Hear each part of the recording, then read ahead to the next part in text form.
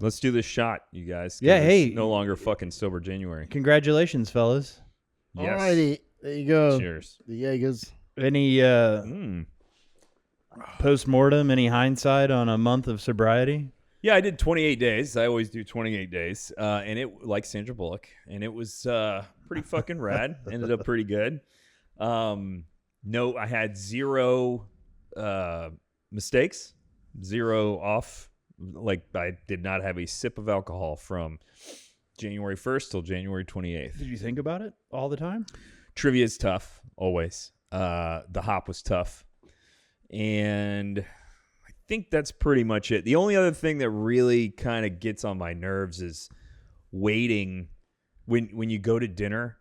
I mean, like, your reservation's 7:30 and it's like 7:06. Kill some time. And you're sitting at fucking Sato Sushi and you're like, what the fuck do I do with my hands? Like, what am I supposed to do right now? Like, just stand here looking around at people like a fucking weirdo? That's the only thing that...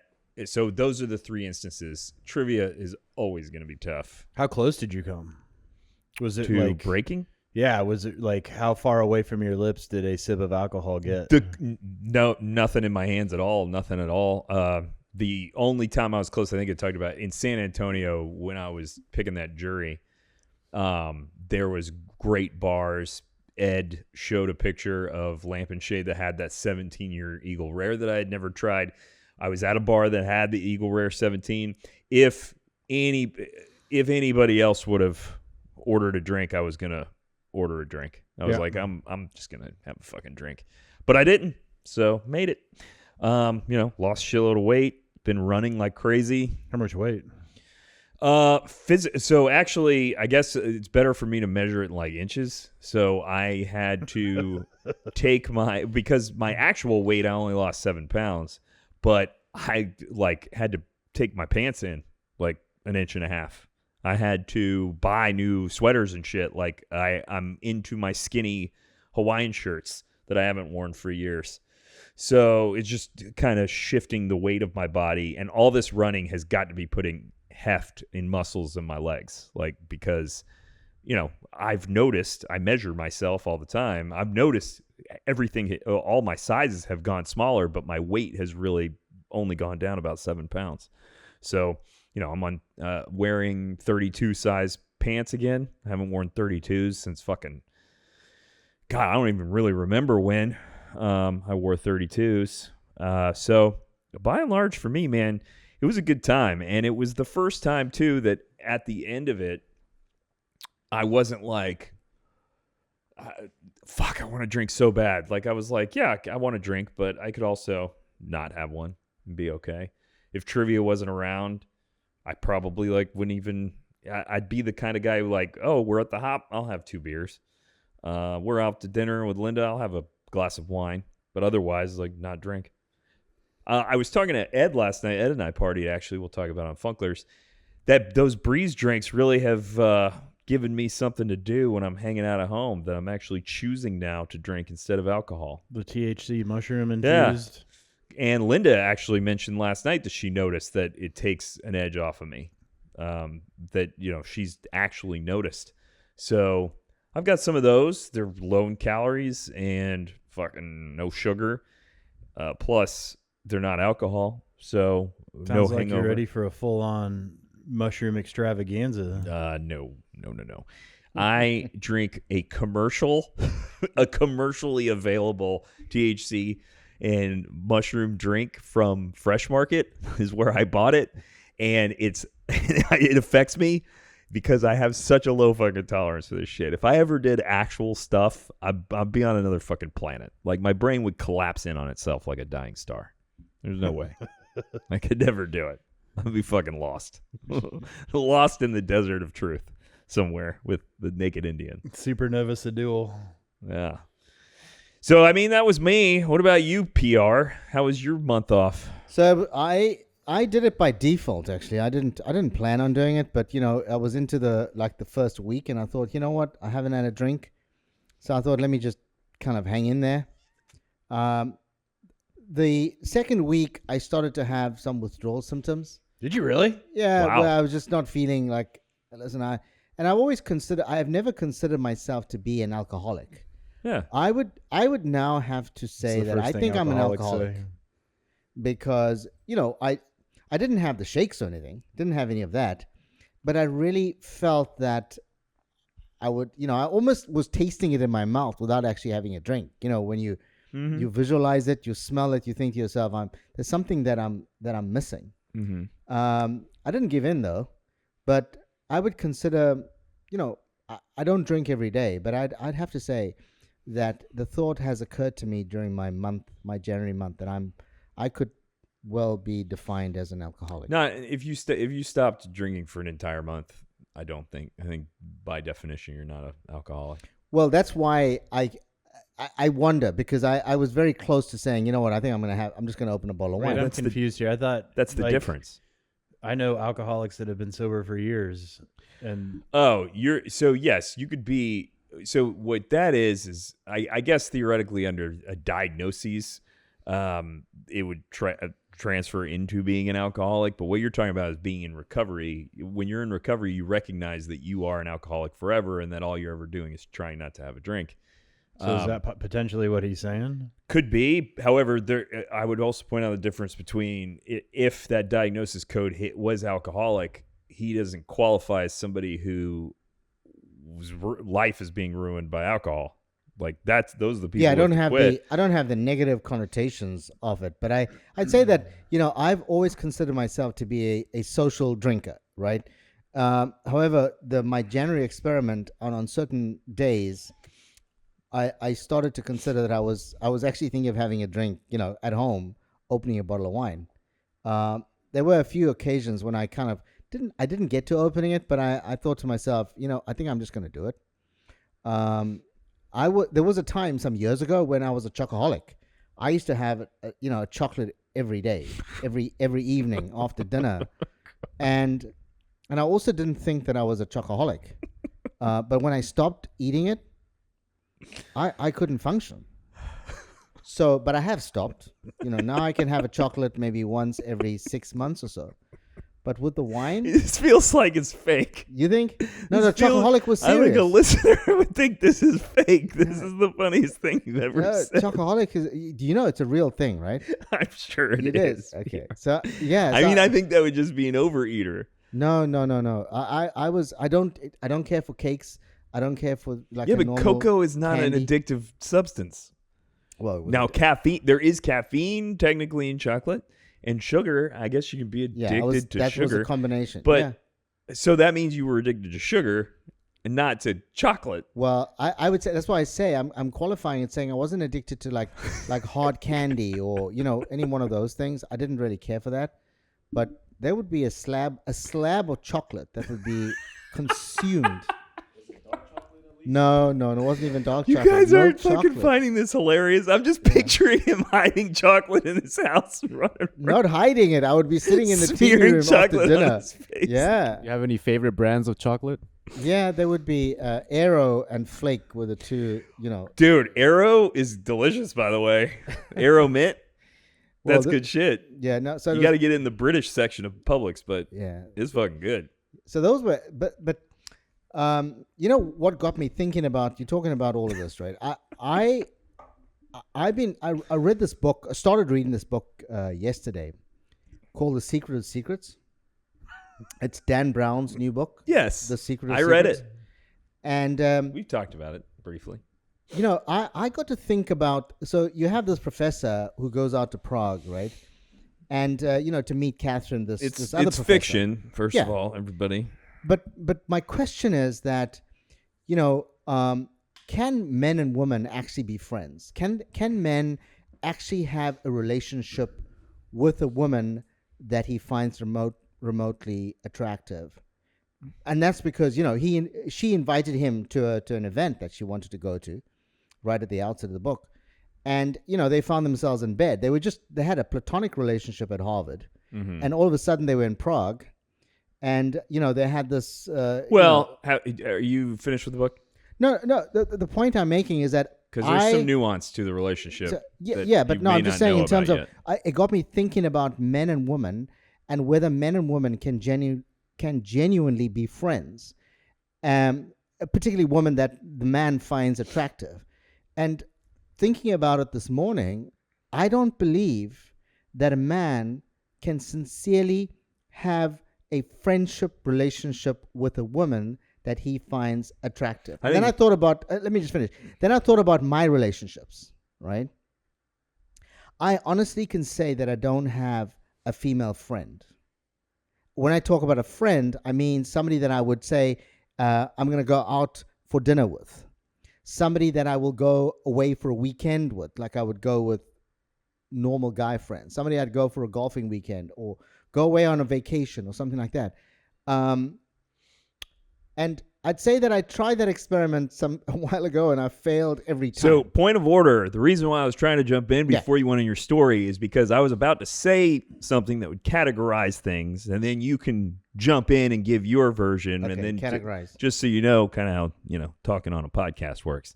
So, I think that many men can't have a friend because I think that it is something in that man's brain and the way he's wired that if they're sexually attracted to somebody, they can't be friends with them. But I think there are a lot of men who can have that can mutually exclusively have feelings for somebody, but also just be friends. You don't have to find her sexually attractive. So I'm thinking about people that I just find attractive. Then what would be the difference if you're saying that? If you're saying that they don't have to find them attractive, what's the difference between being a friend with a woman or a friend with a man? Well, I can find somebody good looking, but I'm not attracted to them sexually. Okay. That's what I'm referring to. So you could find a woman attractive but not be sexually attractive, and you can't be friends with her. Well, I'm saying in my mental experiment that I did with myself earlier this morning, I can't think of one woman that I'm friendly with, that I find a little bit attractive, that I would actually think that I could go out with her and not get myself into trouble, possibly. And that's a you problem, though. It is. I'm saying it is a man problem. I disagree with that. I have several. Christian, my scorekeeper, is one of my closest friends and has been for many, many years, and that we're cool. We're hanging. Maybe you don't find her attractive. So that was what I was asking you. Is what you're saying that you can be friends with a woman that you don't find attractive, and that you just don't have any ugly friends? Is that what you're saying? No, I'm saying that I don't have that kind of that nuance to my friendships though with women. I don't have any woman friends. Let's put it that way. That I hang out with. But you could if you're not attracted to them. Yeah, but that's a theory. Yes, but that's theoretical because I don't have a. You don't surround yourself with uglies, is what you're saying. No, I'm doing the experiment with you now, and this morning when I was on my own, kind of thinking whilst reading the book, thinking to myself that I actually don't have any woman friends. I think that you can look at somebody, you can think that they're attractive. And you can override that with being friends and not be like, I can't be around this person because I'm just a fucking dirty man who's sexually attracted to everybody. I think you can look at somebody and go, fuck, that person's hot. Like but also we're just friends and not feel this overwhelming need to fucking satiate your but it's not feelings. No, you see, the thing is that what I'm saying is that I don't go around every time I see a woman, right, saying, she's hot, I'm gonna fuck her, right? That's not how it's happening. It's just that I have a lot of friends in the very loosest form. Like we hang out together, so there's a lot of women that I hang out with, right? But I haven't taken it to a point where they become like confidants. They become super close friends where I hang out with them, where I go out with them for an evening dinner or we go away for a weekend or something like that. It doesn't occur to me, and I don't know whether it'll be socially unacceptable. I'm married. For me to go away for a weekend with a female, maybe my circumstances. I mean, would you go away different. with a dude? Yeah, absolutely. Okay. I've gone away. I do golf. I mean, weekends. I went to a bachelor party with the fat man, I guess. I've gone to Nashville with another friend for his bachelor party. But I kind of agree. So I have multiple friends that are women that I don't feel uncomfortable being friends with. My wife has friends that are men that I don't feel uncomfortable. I'm sure she doesn't either hanging out with, where, we're fucking mature adults. And I see what you're saying, that it would seem weird in our culture if like me and Christian went to fucking vacation together. That does sound fucking odd. But going to dinner, I don't think would be an issue at all. Going to get drinks and it's just the two of us, not at all. I mean, she is has been one of my close friends for over a decade and a half, actually. So I don't know. I think you could. I think it's possible. I think it's totally possible, and I think that's a PR problem. Trevor, What do you are have you about? any I want female friends? I want to know the tiebreaker here. Yeah, I can handle it. I can handle being friends with chicks. Chicks always fall in love with me. Doesn't And- everybody though? I also have the same problem, but how do we stop that? Oh my god! I stopped doing it because it always ends up with me being able to handle a mature friendship and always some sort of feelings popping up from the other end, and it just the relationship disintegrates anyway. So I've just stayed away from it. So you would be like I am. Just we have very kind of superficial relationships with women, but you wouldn't consider any of them friends. Yeah, and I mean I've tried through probably grade school, high school, college, early career, and it just And the thing is that once you do kind of end up just crossing that line, even if it's nothing serious, it's the end of the relationship. There's no friendship. It's over. Yeah. I totally disagree with that too. No? I have multiple female friends that there was a history there, and we're just friends now. Okay. Yeah, I've found whenever that bridge is crossed, I think there's maybe a the two of you are just so much sexier than I am. I think there's a possibility can't that control you it. could have been in a relationship with a chick, split up, and be friends. The romantic part has already left. I have never had that Fair. possibility, but I don't think that without the romance being first and friendship being after, the other way around doesn't really work. I mean, that's interesting to say. Like that would make some sense. That it's like the only way that two people can feel comfortable being friends with each other, opposite sex, would be that you've already gone through the ringer of that shit, noticed that it didn't work, but still find things about each other friendship worthy. Yeah. So I could see that. I mean, that's not totally out of the realm of possibility. I'm just saying. Also, though, I do have and have had since I can remember multiple female friends that there was nothing there, and they weren't, as PR says, uggos. So, just because I have had opportunities. I've had friends where I've looked at them and been like, I think they're attractive, but also we're friends and nothing ever has happened. But of course I don't have the sexuality you guys have where they just come on to you after being friends for a short period of time.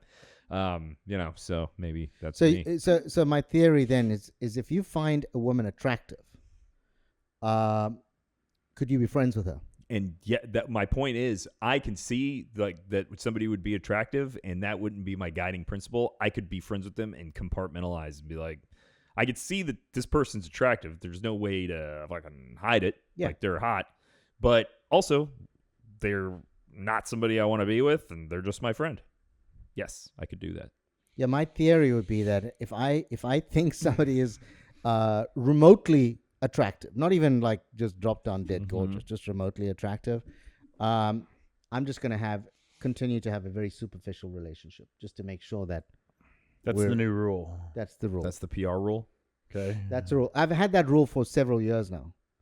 That will just keep it, I'm kind of keeping it. So if that person ever phoned me up and said, "Hey, let's go for dinner," for example, I just not going to be available. What if that person is married to somebody else? Does that would you be able to be friends with somebody that, although you find them attractive, there's some cultural safeguard that now know you would never be able to cross? No, I would just say that we go out for dinner as a group. Then Do you see where I'm going? there's no need for us to go out together on our own, no matter how important the meeting is that we're having. I'd say, okay, if it's for example, if it's Amanda, and then Trevor and I are mates as well. We go together. There's no well, issue. you guys It's have pretty you easy. guys have gone and had meetings There you go. for Hannibal at the Happens croissant all the place. fucking time, man. Yeah.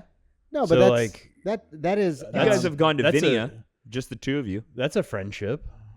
No, but those are different. You're going for an hour coffee at the croissant place.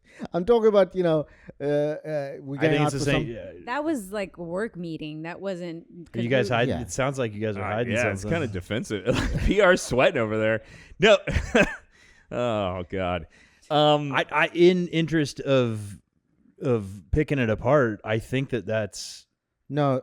Dude, you guys have gone to Vinia, and when they started having lunch, I remember multiple times. Yeah, the we two went of for you lunch. to Vinia. Yeah. you we guys went have for gone lunch. on many friendship dates. My point is, that's a cultural safeguard that's there that makes you feel comfortable going out to lunch with her. Yeah. Because people are going to look at you and go, "Hey, man, that's Trevor's wife. They're cool. They're everybody's friends. That's fine."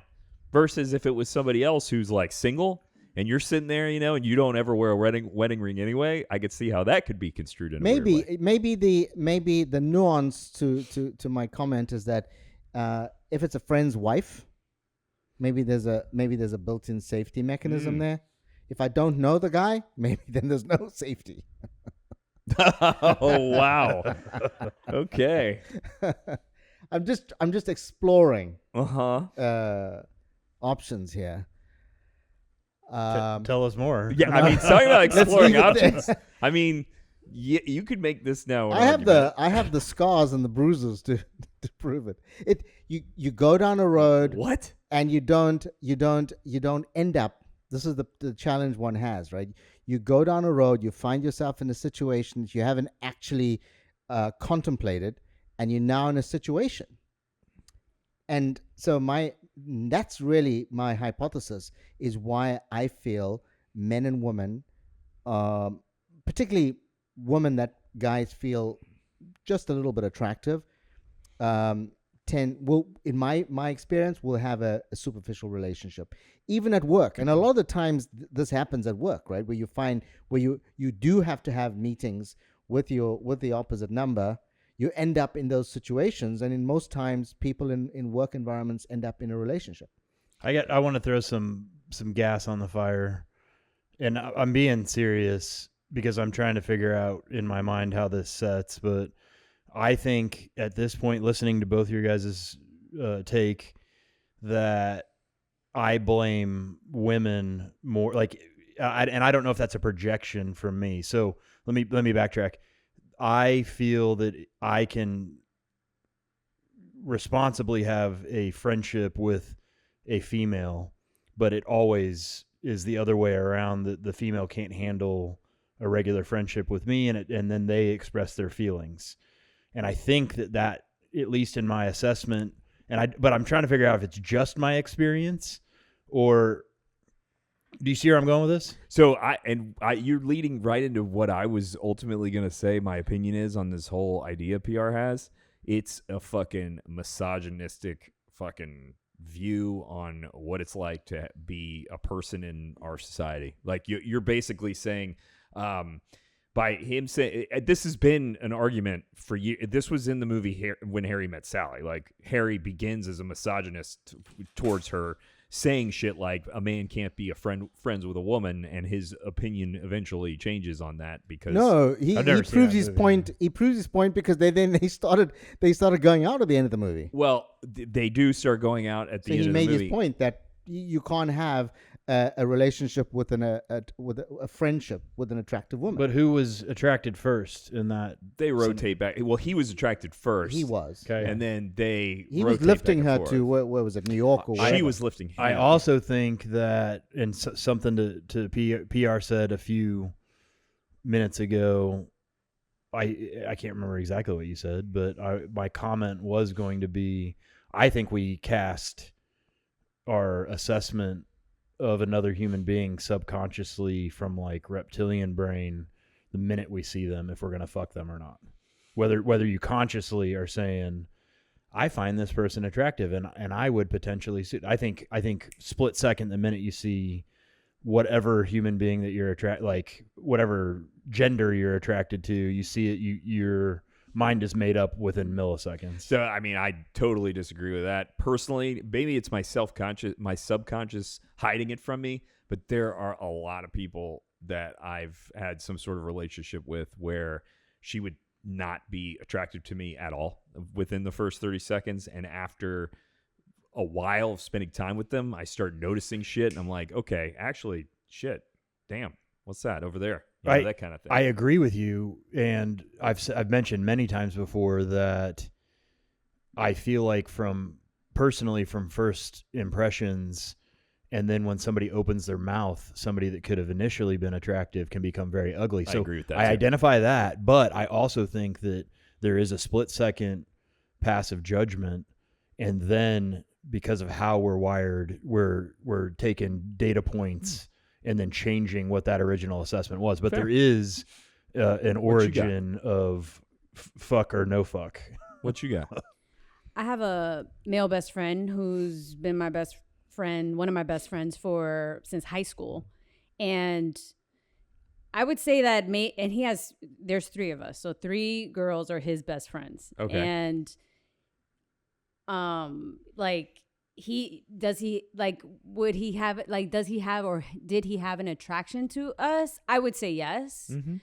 But I would say that us, the women that we are, like, we weren't interested in that. And so, like, it was always just a friendship. And he has always, like, respected that. And I think that his attraction wound up, like, kind of shifting. And it just became, like, you know, we were just, like, a group of best friends. And cool. That's exactly my point. What I'm saying is that there are men, I'd like to think myself included, that maybe at times when they meet a woman may have attraction toward them, never act on it because it's just not what you want to do. And it can become a friendship that's not built on some sort of fucking sexual attraction. It's built on the same thing that a friendship is with a man. But would you say that initially it's some guy just casting a broad net, and he's not an aggressive guy, but if you cast a broad net, it could be whatever says yes, like that's could groovy, be, but it could also be a dude like passing the time at the fucking hop and talking to somebody, and despite like without effort, is not like going, oh man, I can't wait to fuck this girl, I'm trying to get in her pants, but you're sitting there talking to somebody and you're like, shit, this person's fucking attractive, but you don't go, okay, you don't transition into, well, let me pursue her, court her, we're just going to be friends, and that goes over here in this other part of my brain that doesn't fucking affect me. And then you just carry on a friendship. You know, you're not trying to take her out to have sex with her. You're trying to actually interact and gain the same things the experience you get from having a normal friendship with just a dude. I think there are men out there that, and I, again, like to think of myself as that person who, despite feelings of attraction, could possibly have a friendship with a woman. I think it's, yeah. I think it's a little bit more subconscious that a guy can be intelligent or sneaky enough without even knowing it to Fair. say, It could be that chick's a very attractive person. She looks like a nice person. Maybe not necessarily have the intent to straight up say, I'm going to get in her pants. Mm-hmm. I was never like that ever. Mm-hmm. But hey, if it doesn't work out with her, she's attractive. She probably has attractive friends. My chances doubled. And I think that guys, I don't think they maliciously go out and say that they're going to do this, but as far as why we're here on this earth, to procreate, and I mean, yeah, hey, if it didn't work out with her, I could be nice to her and that meet more people. Could be a dude, but it could be a dude who's happily married, has no desire to get out of that marriage. Yeah. You could be the most happily married man on earth, and you walk down the fucking street and you're going to see women that you're attracted to. I dig Amanda, and from when we first met, because she does have when I went up to New York to visit her for our first New York date, official New York date, like 2 of her buds picked me up in this yellow cab, and I was like, oh, you have guy friends. And that changed the dynamic of our relationship. I think I typically dated chicks up to Amanda that were like straight up Yeah. sorority, you know, like prim, proper, prissy. And I liked the joking was different. The camaraderie was different. There was the romantic part about it, the sensitive side, the beautiful side, but then at the same time, like, and I feel, correct me if I'm off base or wrong, but that by Amanda coming down here, that she is kind of just one of the crew instead of like a trophy wife sort of deal. I mean, dude, my wife's same fucking. My wife has really in her life 4 friends. 3 of them are dudes. One of them's a female, and the female friend of hers is more of a dude than any of the other 3 guys. So that's the type of person she chooses to be around. And all 3, like, well, one of them is not straight, so there's no problems there with them being friends, at least in that guy's life. The other 2, though, their partners have issue when she's hanging out with them. Huh. And I always find that fucking hilarious because, you know, I could care less. She's not doing anything. Like, she just likes these people as friends, honestly. And I think it's great. I want her to have any friend she has, whatever their fucking creed, color, fucking sex, whatever the hell's going on. If somebody adds a little bit of positivity to this miserable existence, be their fucking best friend. I want that, unless my spidey senses tell me they have ulterior motives. I mean, and I don't even care if they have ulterior motives. Okay. Linda's a big girl. She's a fucking adult. She can see what's going on and fucking live her life. I would never. I'm not. I used to be. Now I feel as though I've done growth. I've had some growth. But like in undergrad, even law school, I was the guy who was like, yeah, I don't know if you should be hanging out with this dude. Like, it feels weird to me. Now I'd be like, yeah, go fucking do it. I don't know, like, hang out with him. And then if something happens, we'll deal with it. Like, that's life. If it was gonna happen, it was gonna happen anyway, and we'll fucking deal with it.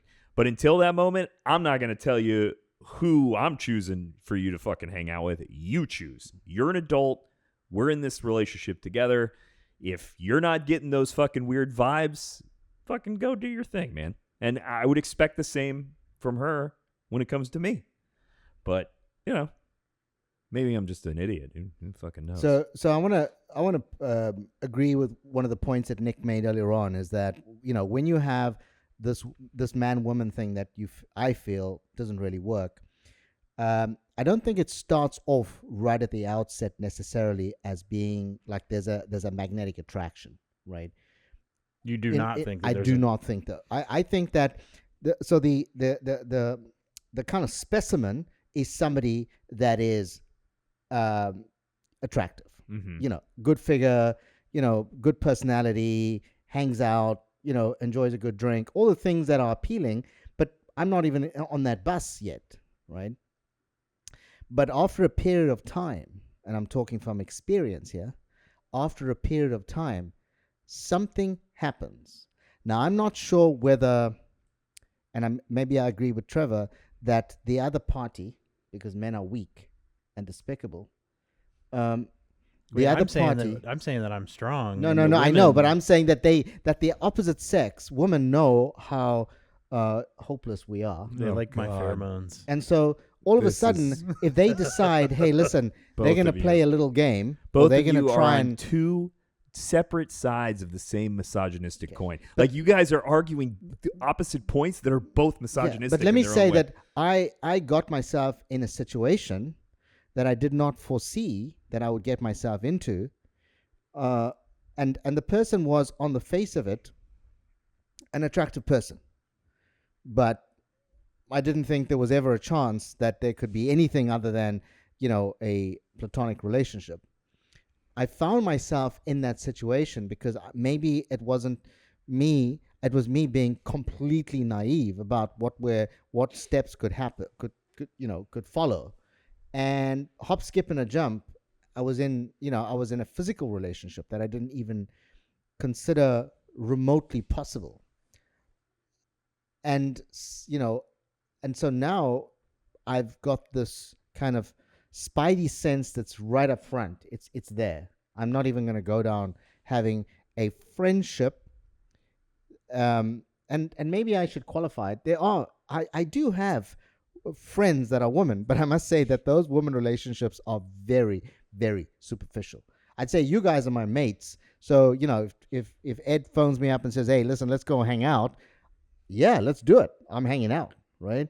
If I get a woman that says, hey, let's go hang out, I'm going to expect, I'll phone Ed up, I'll phone Nick, I'll phone Trevor, let's go. We're going to go hang out, right? But it's not going to be one-on-one. You realize you now just have said, though, you started this off by saying, I don't think men can be friends with a woman they're attracted to. Basically, what you're saying is that you choose not to do that because you're compensating for your own perceived weakness that you've already... Which is the opposite of what The opposite of what you're saying.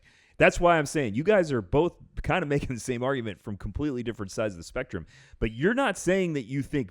At least now, you're clearly saying you don't think it's men. You think it's fucking you. No, I'm saying men in general, What about a man who never did that? Men in general do not have the ability to have a friendship, a superficial friendship with a woman that he finds attractive. But you thought that until you made the mistake. So you're saying that because you make a mistake, every other man on earth would make the same mistake. That's my hypothesis, and I'm trying to say disprove it.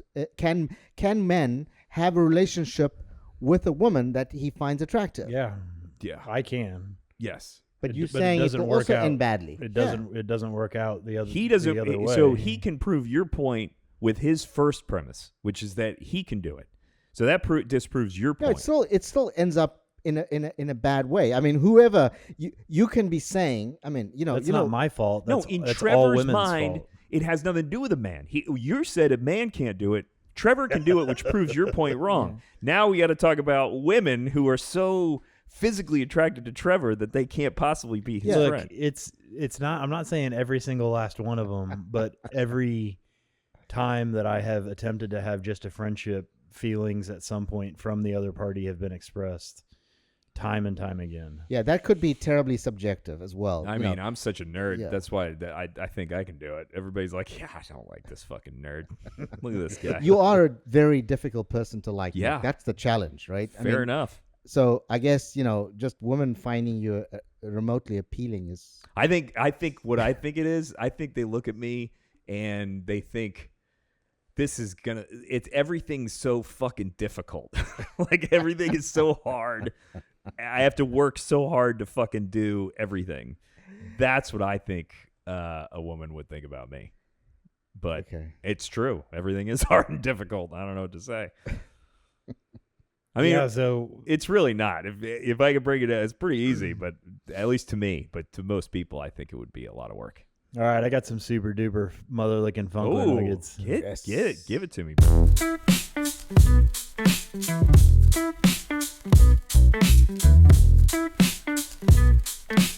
You are looking at the newest members of LA Fitness. What? Yeah. Really? Yeah. Holy shit. Yeah, So did you go to LA this morning? No, I'm keeping 2 gym memberships. Oh, okay. I've thought about doing that. I'm doing Anytime Fitness on Saturday, Sunday at 5 in the morning. Yeah, because LA LA only Fitness opens doesn't at 8, open until 8. And then I'm doing LA Monday through Friday. And you're doing Winter Park?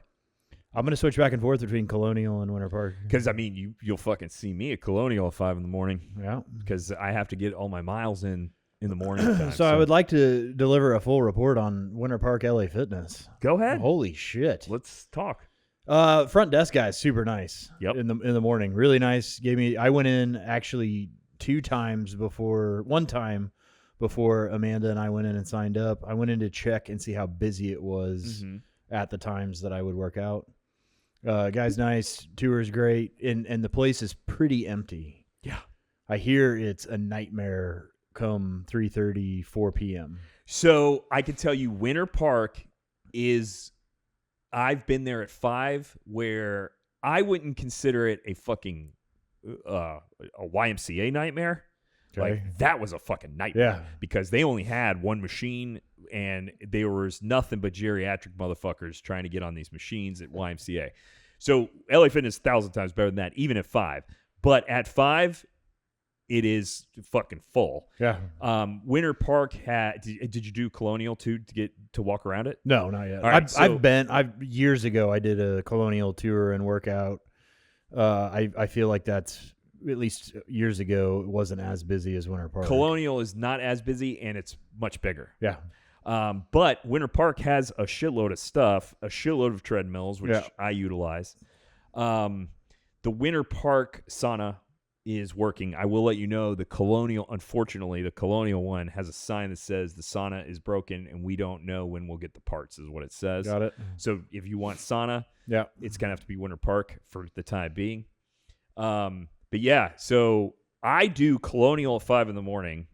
because it's closer to my house and it is fucking empty. Yeah. And I do Winter Park. I usually do Winter Park at lunchtime for my gym workout and it's fucking great. Like I walk in every machine, I'm fucking in and out. So I did one full workout there Friday. It was pretty great. I thoroughly enjoyed myself for multiple odd reasons. Did my normal routine, which was fairly easy to locate machines and gear. Mm-hmm. Nothing was taken. Like if I wanted to do something, there was a second machine and nobody was holding me up. The people are really interesting compared to my small gym. Yeah. And what I've been used to for half a decade, from like good and bad aspects. A lot of beautiful people, a lot of really great eye candy. For sure. A lot of fucking hilarious goofballs and douchebags. Yes. And it's better than watching Netflix, man. Yeah. Like the gear, I mean, I could go into extreme detail. The gear head to toe, the goofy grunting and over exaggerated movements. And it was not... It was worth watching. Like I was laughing my ass off. Like, are you fucking kidding me? I stick to the machines, and there's not. But I see them walking over to the fucking dude bro gear area, and they're wearing like those huge belts and shit, and fucking like gloves, and they have all their gear on them, and I'm like, God, what a bunch of fucking nerds. Yep. But those sections, especially at Winter Park. You've got separate fucking complete rooms for different dude bro areas. You've got the turf area where people can do the CrossFit with the fucking, tires and shit. And then the machine area is huge where I can fucking relax and like walk around. And if somebody's on that one, I can go to this other one and it will be empty by the time I'm done. Like it's fucking. So what'd you think about the cleanliness? Yeah, it's extremely clean. Everything was picked up. I did not see staff. I would assume I was there so early that the staff members that you said go around and wipe things down weren't on duty yet.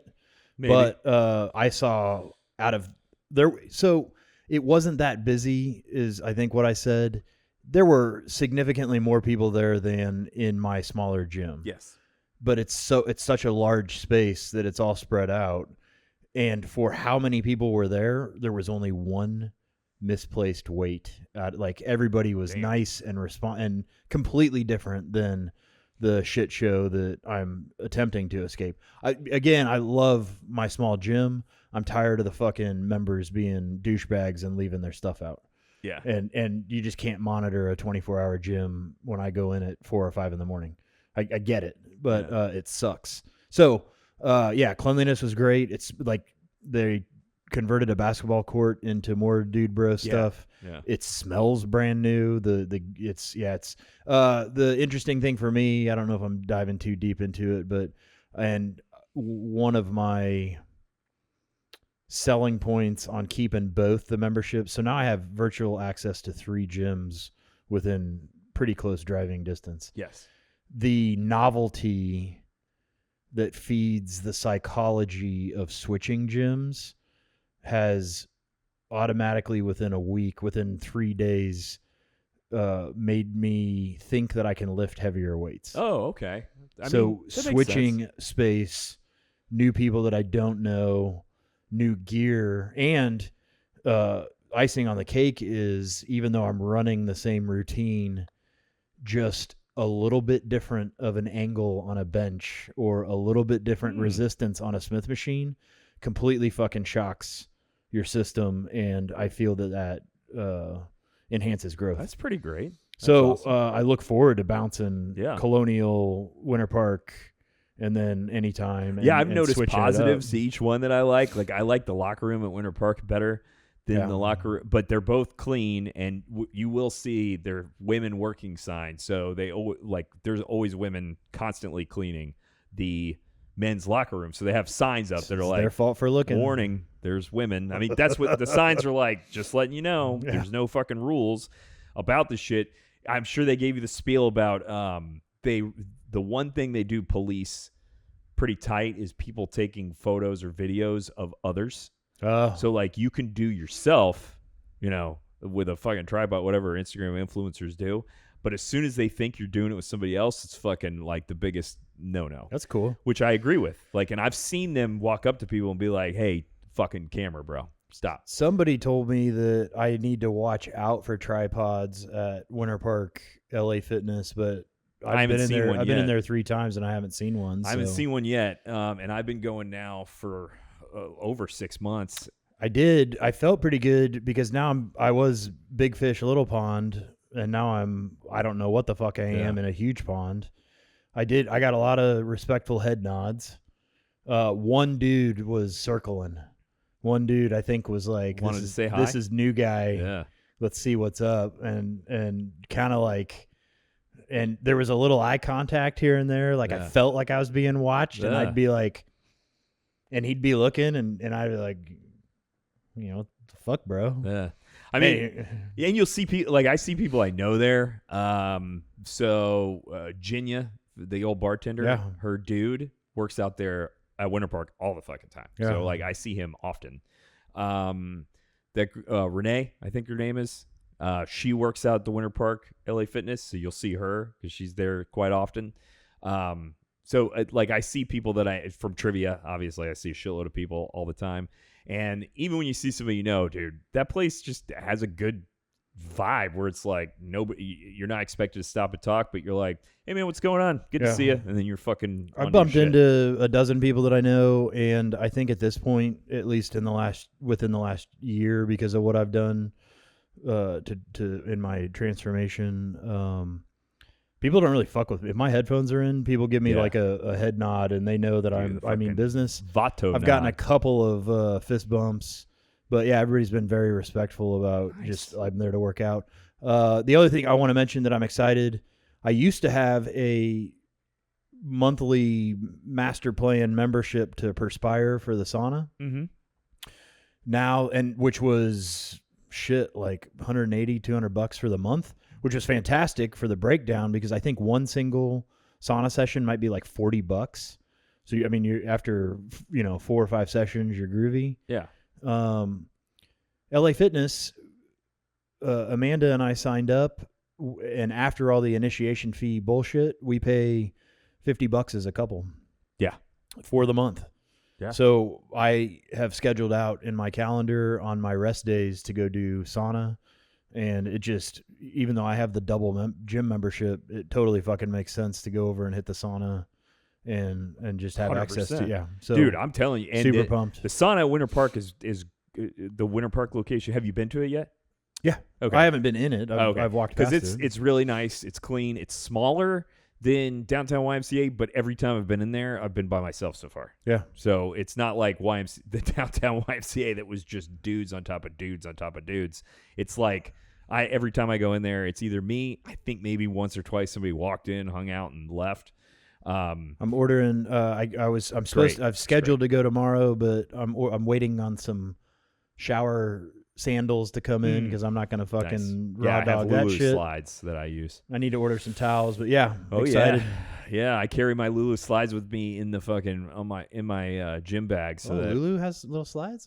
Baby, I'm a Lulu guy. They're so comfy. Black Lululemon slides are so comfy. So I use them for the sauna, and I also use them for when I'm done. Like yesterday, a long run, I put in like fucking chick toe separators, to like stretch out my plantar the plantar part of my foot at the bottom, because I just find that stretching out the toes after a long run relaxes the bottom of my foot. So when I'm done running, I just throw on my little separator and my fucking Lulu slides for like the next hour and a half or so. So comfortable. Like, you should look into them, dude. They're rad. Highly recommend. Total, like, submergible, like I can get them wet and everything. Oh my, yeah, yes, I'm in. They're totally waterproof, fucking rock and roll, and everybody needs a pair of.